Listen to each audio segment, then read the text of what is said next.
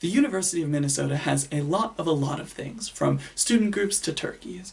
What it alarmingly does not have within close reach of its Twin Cities campus are grocery stores. College students have a reputation for being cash-strapped and low on free time, making them a quite vulnerable demographic to a lack of affordable food options. In this video, I'll provide background information about food insecurity, discuss resources available to students, and share how you can help address this issue. Feel free to use the video chapters to navigate between different sections. Part 1. What is food insecurity? The United States Department of Agriculture defines food insecurity as, quote, a household-level economic and social condition of limited or uncertain access to adequate food. Indicators of food insecurity include fears that food will run out before individuals can purchase more, being unable to afford balanced meals, and skipping or shrinking meals due to financial concerns. A lack of physically or financially accessible options can make purchasing food prohibitive.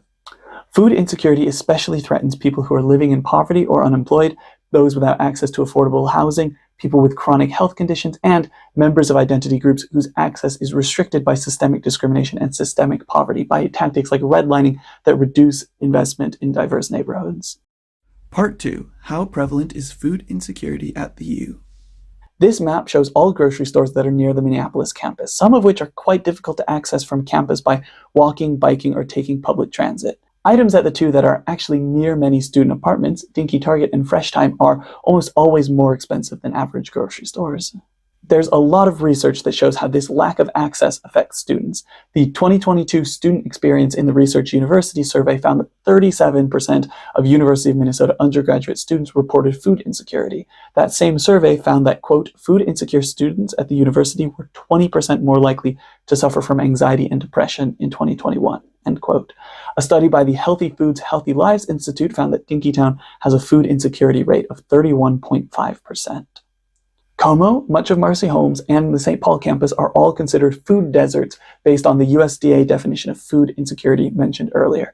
I also think it's worth mentioning in a video like this that's diving into this topic that the term food desert has been critiqued by some scholars and researchers for inadequately describing this trend. I mean, desert is an inherently natural term, making it seem as though this phenomenon is some inevitable consequence of big city life, while also painting a somewhat negative picture of these communities themselves. The term food apartheid is suggested instead, with one definition of this being, quote, the structural injustices and disparities in food access faced by low-income communities and communities of color, end quote. Universities are obviously a somewhat unique situation. There are lots of students who are very financially secure, who receive financial support from family or are otherwise well off. But there are many students who do not have those privileges and then find themselves additionally encumbered by student loans and academic fees. Furthermore, it's not just students living around campus, and it's not just student populations facing financial challenges. The aforementioned Como and Marcy Holmes neighborhoods have poverty rates of nearly 40%, for instance. Again, the broader point of switching away from the term food desert is that this is not some natural, unpreventable phenomenon. It is a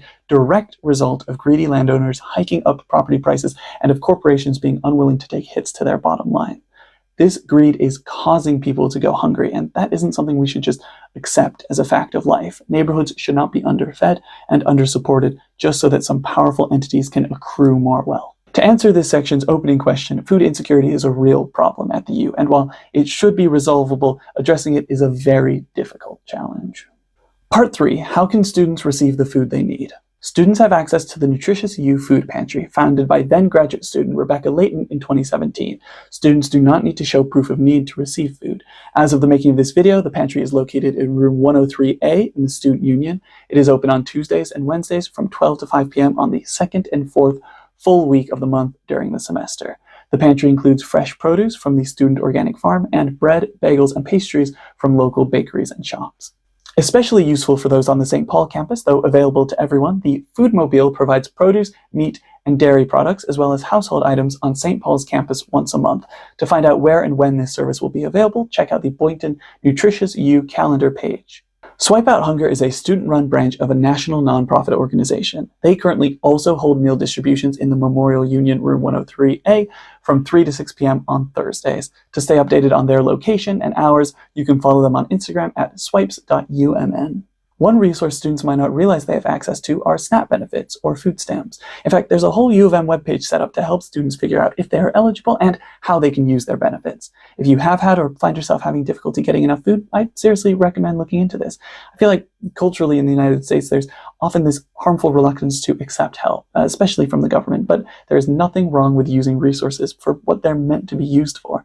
You won't be taking away from anyone, and using resources like this obviously doesn't reflect badly on you in any way. If this would help, if this would better your life situation, you should absolutely go ahead. One paid service that can help provide fresh food is Brightside Minneapolis, a produce distribution group that provides weekly deliveries on Thursdays from 5 to 8 p.m. At the moment, small bundles are $16 and large ones are $25.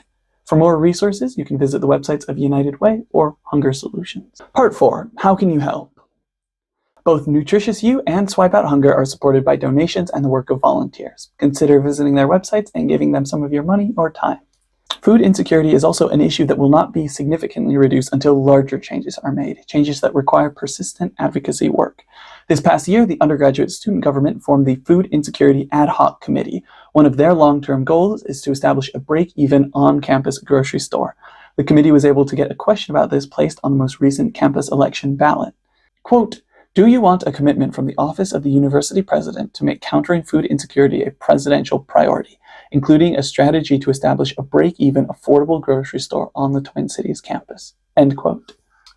And the question won overwhelmingly, receiving 90.4% of the student vote. This is great, but it's important as a student body to keep up the momentum. Be sure to support future polls and initiatives related to this issue, and to bring up that this is something that matters to you if you have the chance to speak to administration from your college or the university. And if student government interests you, consider joining this committee. Along similar lines, be sure to engage with county, city, statewide, and national politics. Candidates who slash safety nets and public services are likely to reduce support for SNAP benefits and other programs that could help with this issue. This is also an issue of access that could be even worse without the metro line and transit buses, so be sure to support positive public transit initiatives. Remember that access to food is not some isolated issue, but is endemic of the striking wealth inequalities that continue to grow in America. Those who struggle to access food may also have difficulties accessing healthcare, medications, rent, and more. So supporting legislation and programs that work to systemically address those inequalities is pivotal. Part 5. Conclusion.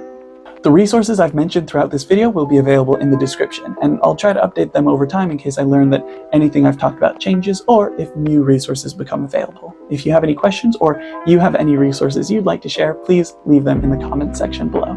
Thank you very much for watching, and I hope you have a wonderful day.